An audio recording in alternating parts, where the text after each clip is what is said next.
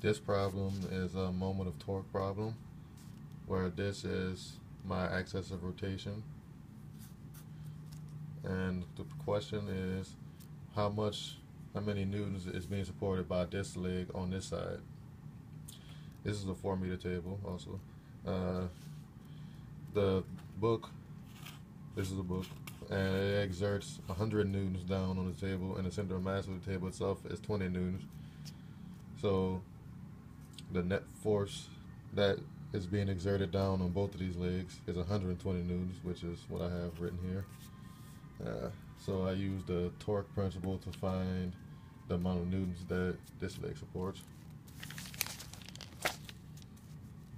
And the reason why I have this going up in the counterclockwise direction is because if this leg was not here at all, this would be the point of pivot, and it would rotate in the clockwise direction. So I have this going in the counterclockwise direction.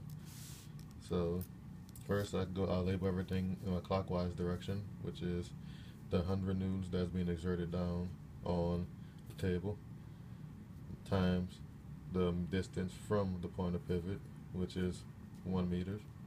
And then I have the center of mass, which also is pushing down the leg of the table, and it is in the halfway point because it's the center of mass of this 4-meter table. So that would be 20 newtons times 2, because 2 meters is the distance from the point of pivot.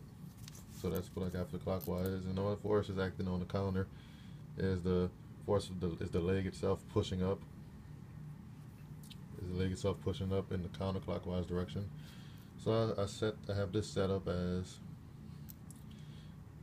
100 newtons. This is the counterclockwise side right here. 100 newtons times 1 meter plus 20 newtons times 2 meters is equal to 4 meters times whatever the amount of newtons is for the leg. So I have 140 newtons for the counterclockwise side, and I have it equal to 4 times the force of the leg. So what I did here was divided 140 times 4 to get that the force that the leg is withstanding is 35 newtons. The leg is pushing up 35 newtons on the table, and the table is pushing down 35 newtons on the leg. And that is the answer to this moment of torque problem.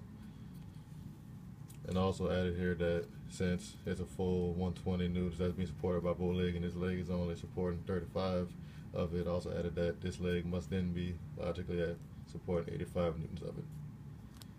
So this leg is supporting 35 newtons.